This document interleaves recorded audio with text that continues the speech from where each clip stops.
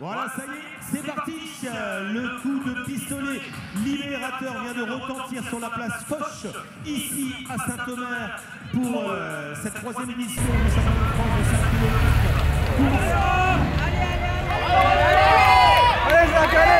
Allez, Nathan, super Nathan, allez, Exactement, au départ de cette première épreuve, dans les rues de Saint-Omer, avec ses façades ensoleillées, cette magnifique ville de Saint-Omer qui est sublimée par les lumières automnales et matinales. Ça, c'est pour la rime. Et regardez ces belles images, un peloton qui s'est lancé, pas de bousculade, un départ fluide et des coureurs qui vont en découdre. Et on va avoir dans quelques instants Johan sur la moto pour un passage au premier kilomètre. Et on va bien sûr suivre de près l'allure, le chrono et voir quels sont les hommes forts de cette course réservée aux cadets U18 avec, vous le voyez, l'occasion de découvrir la ville avec ses lieux remarquables sur un parcours assez roulant, même si on a en fin de course quelques virages, quelques relances, un parcours qui est relativement roulant. Alors on retrouve une première fois Johan sur la moto. Johan, c'est parti, c'est bien parti pour les U18. Oui, tout à fait. Patrice, c'est parti très très vite avec le dossard 40 qui vient de mettre la première banderille. Dès le départ, il est parti tambour battant sur ce faux plat légèrement montant. On a tourné sur la gauche et là on est dans un faux plat descendant. Et on a derrière un homme qui essaie de tamponner le départ rapide. C'est Maxime Poche qui essaie de tamponner le départ rapide du dossard 40. Et derrière, on a tout un peloton qui est emmené par Milo Serrao. Ouais, il porte de ça 1, on disait, on en a parlé tout à l'heure, c'est un coureur qu'on connaît bien puisqu'il a gagné à Roanne sur le 10 km. Attention à ce coureur. Puis devant, on a un coureur, tu le disais, qui a fait exploser le peloton, qui possède déjà une dizaine de mètres d'avance. Ouais, tout à fait. Il est parti tambour battant. On se rapproche gentiment mais sûrement du premier kilomètre. Je vous fais un point chronométrique lorsqu'on sera au premier kilo. Exactement, point kilométrique quand on sera au premier kilomètre. Voilà ce coureur, vous le voyez, qui se retourne, qui a décidé de prendre les choses en main, qui a décidé de faire exploser le peloton avant le premier kilomètre et qui ne doute pas de lui. En tout cas, c'est une certitude. On va le retrouver dans quelques instants avec une meute de coureurs à ses trousses. Et voilà, on vient de passer le premier kilomètre, Patrice, on est en 2,46, 2,47 au premier kilo. Ouais, donc ça veut dire qu'on est parti très très vite pour ces cadets avec les meilleurs qui sont capables de courir aux alentours de 15 minutes ou peut-être en dessous de 15 minutes parce que le parcours est relativement roulant et puis les conditions météo, Johan, sont tout simplement exceptionnelles. Pas de vent, une petite fraîcheur matinale qui va bien pour les courses de demi-fond, les conditions sont optimales. Oui, complètement, c'est optimal. Pour te dire, je n'ai même pas mis les gants sur la moto. Donc il fait vraiment bon, frais. Les rues sont encore à l'ombre pour le moment, dans les rues de Saint-Omer pour le moment. À noter que ce parcours, les routes ne sont pas très très larges. On a un parcours avec des rues très étroites. C'est très beau. Alors je ne suis pas sûr que les garçons aient le temps de regarder le nom des rues et l'aspect des rues, mais on est dans des rues assez étroite et qui donne une proximité pour les spectateurs proches des coureurs. Ouais, exactement, ruelle étroite avec de vieilles bâtisses. Hein. C'est le Saint-Omer historique puisque cette année on court au cœur de la ville et ça nous permet de faire un peu de tourisme. On est un peu comme le Tour de France avec les images aériennes, les images de drone qui nous permettent de découvrir cette belle ville de Saint-Omer. Toujours en tête avec un homme, le coureur au maillot bleu du Val d'Europe, Montevrain Athlétisme, c'est Gabin Cochondon, qui est en tête et qui a mis le feu aux poudres avec un départ rapide. On disait on était à 2,45 sur le premier kilo, ça veut dire que ça va très très vite. Ouais, ça va vite et là c'est en train de revenir. Ça y est, c'est en train de revenir. La jonction s'est opérée derrière. Il y a des athlètes qui ont été un peu plus prudents. La jonction est opérée, notamment emmenée, c'est tout un peloton qui est revenu, emmené par Milo Serrao et Jasper Gervoson. Voilà. Oui, Ouais, pardon Patrice, vous allez nous entendre revenir. On a toute la foule là qui est amassée. Nul doute qu'on est en train de revenir non loin de la place Foch. Vous allez nous voir passer et on va faire un pointage de deuxième kilo d'ici quelques secondes. Voilà, on vous a gâté pour le parcours cette année. Allez Milo! Allez Milo! Allez Milo! Allez Milo! Allez c'est bien! Allez Milo! Allez Milo!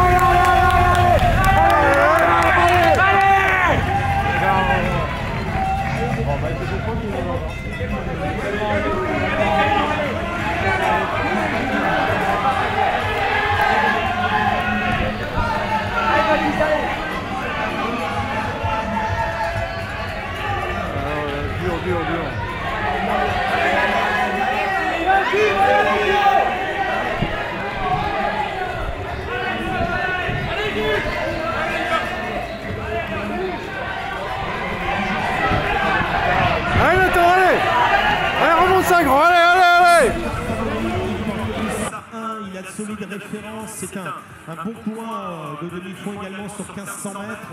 On va suivre bien sûr sa deuxième partie de course. Et Johan, derrière, on va peut-être s'organiser pour essayer de revenir. Ouais, tout à fait. Alors, on a Milo Serrao qui est en train de regarder sa montre. Il me paraît encore très très serein. Et derrière, ils sont 4 ou 5. Alors, ça se regarde pas, mais je pense qu'il n'y en a pas un qui veut prendre le tempo pour essayer, en tout cas, de temporiser ou revenir sur Milo Serrao. Ils sont 5-6 encore à se regarder. Ils sont à une vingtaine de mètres du leader de la course. Voilà, rien n'est joué bien sûr dans ce championnat de France U18 avec un homme, un coureur en tête. On vous disait Milo Serrao, licencié au club du lycée à Montreuil 93 et qui a pris les choses en main entre le premier et le deuxième kilomètre. Assez vite, tout compte fait. Il va falloir maintenant tenir le tempo, tenir la cadence pour pouvoir aller chercher un titre grand ouvert, puisque le vainqueur de l'an dernier n'est pas présent, puisque le dauphin de l'an dernier est passé chez les U20. On le retrouvera tout à l'heure, Valentin Tess. Donc aujourd'hui, la voie est ouverte pour aller chercher un titre supplémentaire pour ce jeune coureur. On vous disait, champion de France à Roanne, il avait remporté en un peu plus de 31 minutes au printemps sur le championnat de France du 10 km.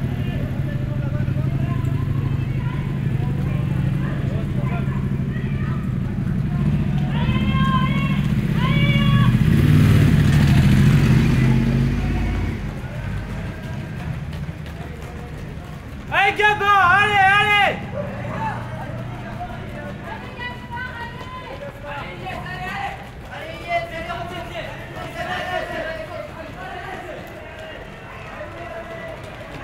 Allez go, allez Milo, allez pour l'équipe les gars, au bout, allez!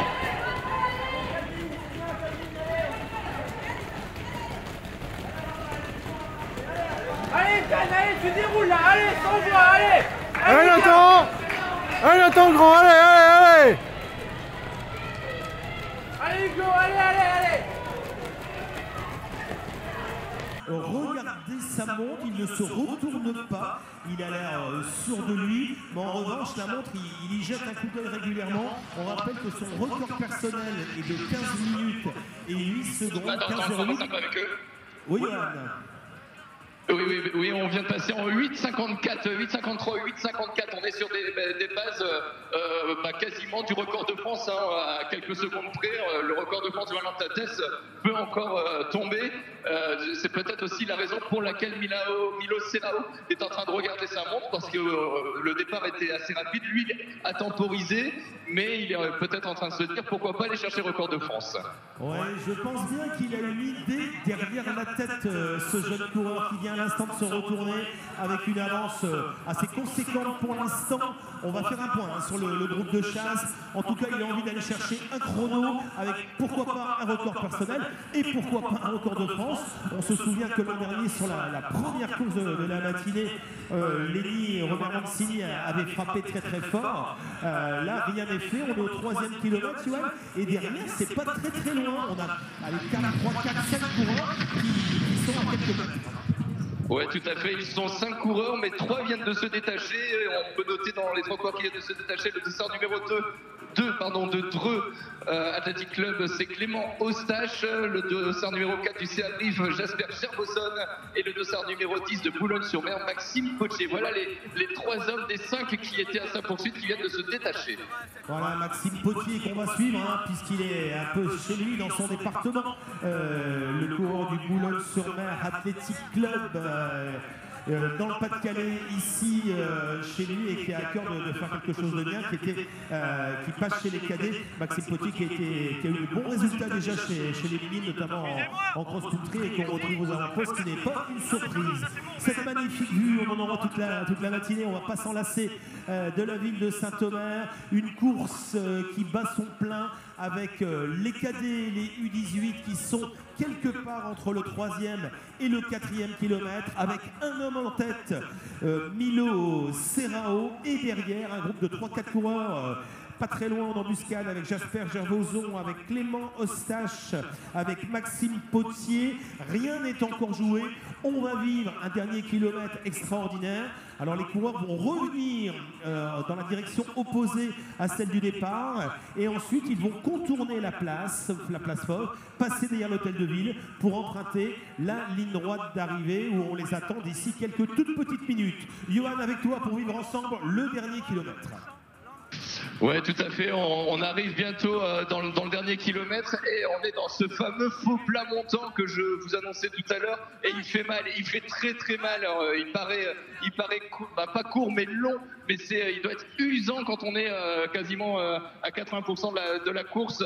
Et on voit Milo Serrao qui ne regarde plus devant lui, qui ne regarde plus tout le temps devant lui, parce que d'ailleurs Maxime Potier vient de basculer sur 4 sur lui. On arrive au 4e kilo et vous allez voir, on va revenir sur le passage au 4e kilomètre.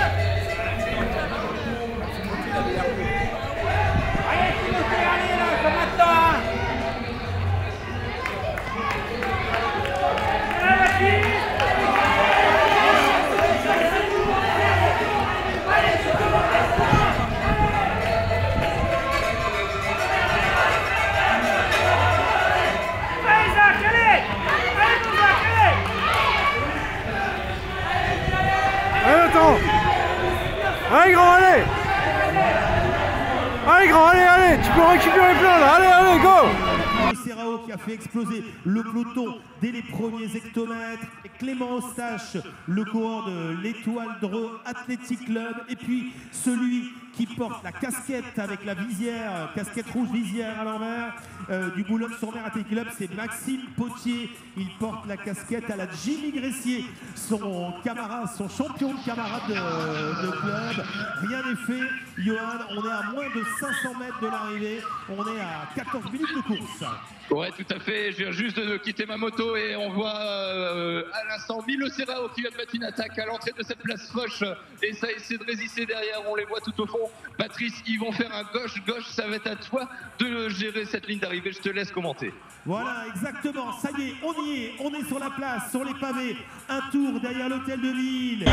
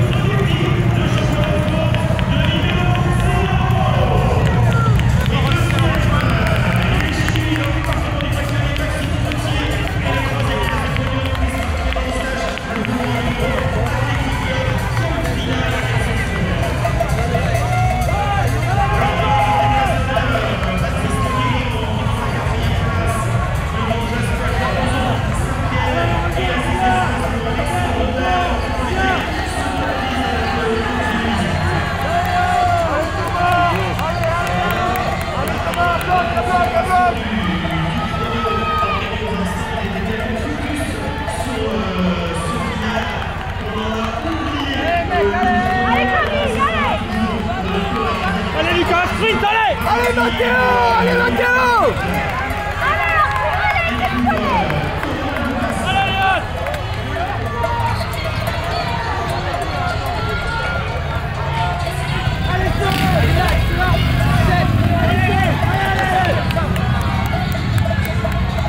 Esteban! Esteban! Esteban!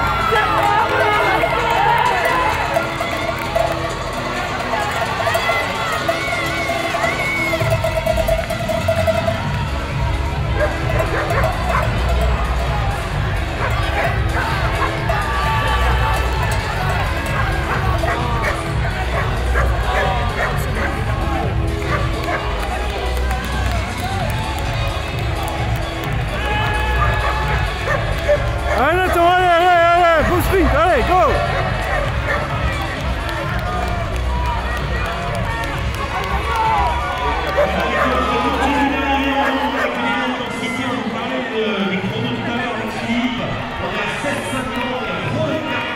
Cette densité de coureurs sur la ligne d'arrivée, cette belle dernière ligne droite qui va nous réserver des surprises.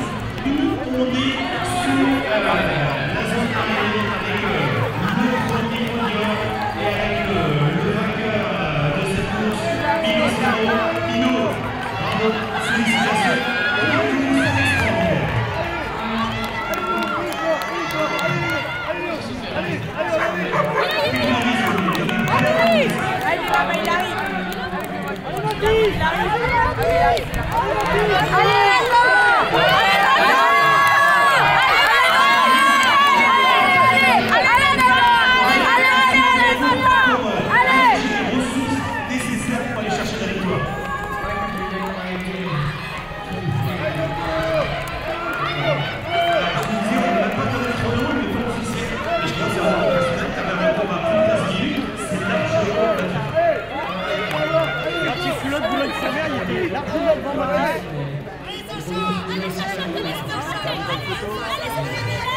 Après 10 km, 5 km, voilà, ça y est, deuxième.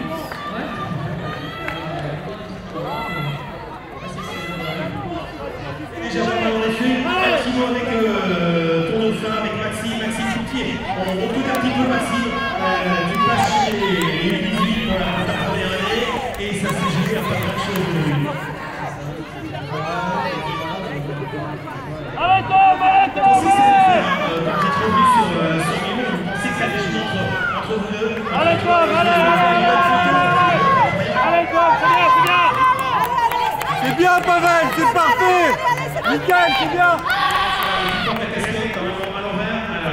J'ai dit c'est voilà, on va de club. Maxime deuxième. Alors on termine l'interview avec Clément Stage, Clément troisième. Retour personnel pour toi aussi aujourd'hui.